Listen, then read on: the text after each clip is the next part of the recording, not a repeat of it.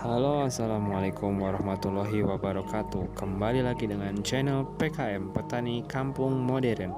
Pada video kali ini, mari kita bahas kenapa produktivitas kopi Brazil bisa sangat tinggi.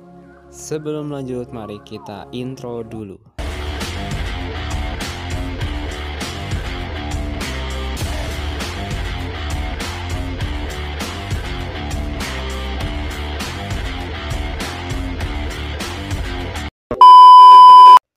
Bisa kita lihat pada video ini bahwasanya jumlah batang di perkebunan kopi Brazil dalam 1 hektar itu bisa mencapai 3.500 batang.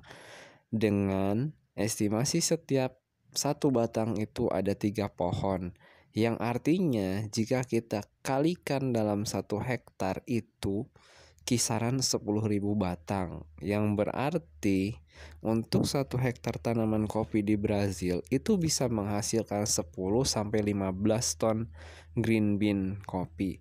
Tetapi yang kita harus pahami juga, semakin banyak batang pada tanaman kopi, semakin banyak pula pupuk yang dibutuhkan untuk membuat tanaman kopi tersebut berbuah sangat lebat.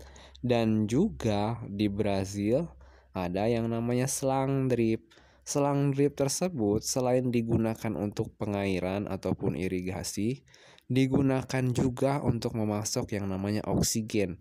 Karena di atas selang drip tersebut dibuatlah seperti yang namanya aerator ataupun gelembung-gelembung udara yang dipasok untuk oksigen pada tanaman kopi. Tetapi memang tidak hanya di Brazil, Vietnam pun sama halnya demikian. Jika di Brazil 1 batang itu ada 3 pohon, di Vietnam 1 batang bisa sampai 5-6 pohon bahkan lebih. Jadi kenapa Brazil dan Vietnam yang luas lahan pertanian kopinya sedikit tapi hasilnya sangat banyak? Poinnya ada di jumlah batang per hektar dan jumlah pohon per hektar tanaman kopi. Untuk Indonesia sendiri, sebenarnya jumlah batang tanaman kopi per hektar itu mungkin bervariasi. Ada yang 1.800, bahkan ada yang 2.500.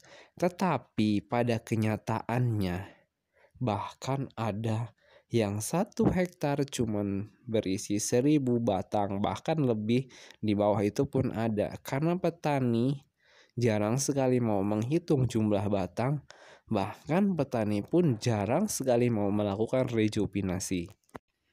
Rejuvenasi pada tanaman kopi sebenarnya sangat penting karena tanaman kopi memiliki usia produktif yakni hanya sampai 10 tahun. Jadi, jika tanaman kopi sudah lebih dari 10 tahun, artinya usia tanaman kopi tersebut tidak produktif. Tetapi di Indonesia ada yang namanya rejuvenasi dengan yang namanya sambung sisip, ataupun di petani kita biasa dengan menyebutnya namanya setek. Tetapi dengan setek ini sebenarnya menurut saya sih kurang efisien ataupun kurang bagus. Karena dengan penggunaan setek tersebut, ruang antar jarak ataupun tanaman akan menjadi semakin sempit. Karena untuk setekan tugusari saja itu untuk B2 ataupun B3 bisa sampai lebih dari 3-4 meter. Dan itu harus dipertimbangkan secara matang untuk dapat melakukan tanaman padat seperti Brazil dan Vietnam.